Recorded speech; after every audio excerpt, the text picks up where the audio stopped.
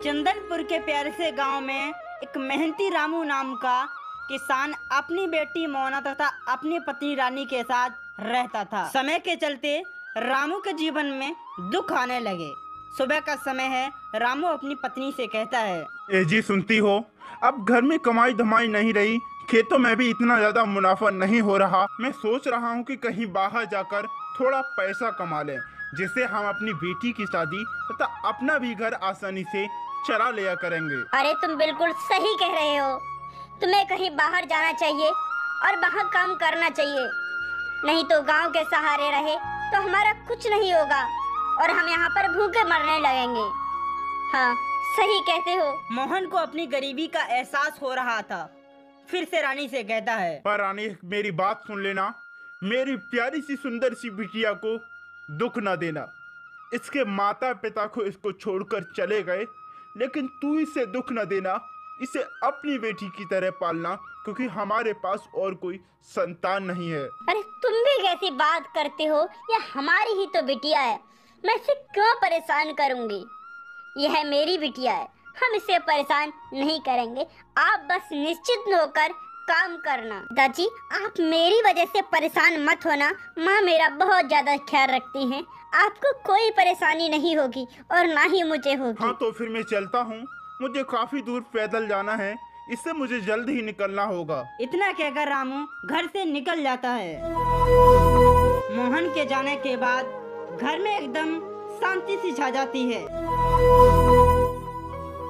ए पागल मोना, अब खाट पर ही बैठी रहेगी या फिर उठकर कुछ काम भी करेगी?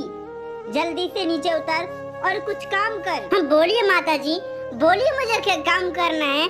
अब तुम्हें चिंता करने की कोई जरूरत नहीं, अब सभी कामों को हम ही करेंगे। उठेगी तभी तो करेगी कि खाट पर बैठे बैठे पूरा काम निपटा देगी। मुझे पता है तेरी बातों को, तू पागल बहुत बनाती है। अब तेरी हालत हम बिगाड़ेंगे। अरे माता जी, आप ऐसी शब्दों का प्रयोग क्यों कर रही हैं? मैंने कहा ना, अब हम पूरा काम करेंगे, आपको कोई काम करने की जरूरत ही नहीं। इतना कहकर मोना खाट से नीचे उतरती है। ए नादान मोना, अब तू मेरे मुंह भी लगेगी।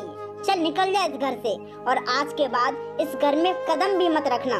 चली जा यहाँ से, अन्यथा मुझे तेरी पिटाई करनी पड़ेगी। मोहना यह सुनकर घर से बाहर निकल जाती है। इधर मोना भी घर से बाहर निकल गई और रामू भी घर से निकल गया। अब रानी ही घर में अकेली है और मस्ती कर रही है। और फिर रानी कुछ सोचती है, अरे बड़ी मेहनत लगी है उसको बाहर निकालने में, अब आएगा आनंद। अब आनंद से मौज मस्ती करूंगी। कुछ महीने बीत चुके थे, तब एक सेठ का आदमी रानी के पास आता है और रानी से कहता है, रानी, रामू के पास एक बहुत ही गंभीर सूचना आई है। मुझे बताने में बहुत ज्यादा दुख है, पर कर भी क्या सकते हैं, ये तो प्रभु की देन है, कुछ नहीं कर सकते। अरे क्या हुआ, खुलकर बताओ क्या हुआ, मेरे कुछ समझ में नहीं आया। इतने में दादी माता रोने लगती हैं। सभी कुछ समय के लिए शांत होते हैं। फिर सेठ का आदमी रानी से कहता है, हमारा रामू इस संसार में नहीं रहा, हमारे रामू प्रभु के पास चला गया। और इतना कहकर वह घर से निकल जाता है। फिर दादी माता और रानी बहुत जोर जोर से रोने लगती हैं। रोते रोते बहुत समय गुजर जाता है। फिर दादी माता रानी को समझाते हुए कहती हैं, रानी बेटा, जो प्रभु ने लिख दिया उसे कोई नहीं मिट सकता, कोई नहीं।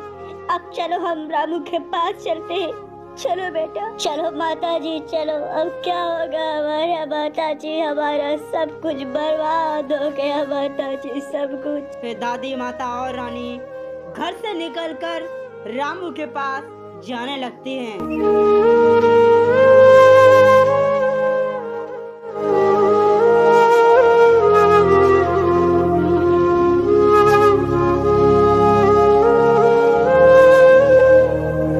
जिस रास्ते से दादी माता और रानी जा रही थी, उसी रास्ते से एक ब्राह्मण जी आ रहे थे। फिर दोनों का आमना सामना होता है और ब्राह्मण जी कहते हैं, अरे कहाँ जा रही हो तुम दोनों, शाम होने वाली है, मुझे बताओ, हम देखते हैं तुम्हारी परेशानी क्या है। अरे ब्राह्मण जी, हमारी परेशानी आप दूर नहीं कर सकते, नहीं कर सकते। हमारा बेटा इस संसार को छोड़कर चला गया ब्राह्मण जी, हम उसके पास जा रहे हैं। घबराइए मत माता, घबराइए मत। मेरे पास एक ऐसा तोड़ है जिससे आपके बेटा जिंदा हो सकता है, जिंदा हो सकता है। क्या ब्राह्मण जी ये सच है? सच है ब्राह्मण जी, तो हमें जल्द बताइए ब्राह्मण जी, हमें अपने बेटे से मिला दो ब्राह्मण जी, मिला दो। हा हा हा हा हा। जिसने तुम्हारे बेटे के साथ कुछ किया है वो तुम्हारे साथ है। जिसने उस बच्चे को तुम्हारे घर से निकाला है उसने ही सब कुछ किया है। यदि वो बच्चा तुम्हें मिल जाए तो तुम्हारा बच्चा जीवित हो सकता है। रोती विलविलाती हुई रानी ब्राह्मण जी के पैरों की ओर आती है। ब्राह्मण जी मुझे माफ कर दो, ब्राह्मण जी मुझसे बहुत बड़ी भूल हो गई, ब्राह्मण जी मुझे माफ कर दो, मुझे भगवान माफ कर दे। यदि आपको अपने रामू बेटे से मिलना है तो मेरी बात को ध्यान से सुन लो। जल्दी से उस बच्चे को अपने घर लेकर आओ। यदि ऐसा नहीं कर पाई तो आपको अपना बेटा। इतना कहकर ब्राह्मण जी अंतर ध्यान हो जाते हैं और रानी और माता जी वहीं रह जाती हैं। इस वीडियो को सेकंड पार्ट देखने के लिए वीडियो को लाइक करके चैनल को सब्सक्राइब करिए। जानते हैं अगले पार्ट में क्या मोना उनको मिल पाएगी, क्या रामू जिंदा हो पाएगा, इन सभी बातों को जानेंगे सेकंड पार्ट में। तो वीडियो को लाइक करके चैनल को सब्सक्राइब करना मत भूलिए। तो चलिए मिलते हैं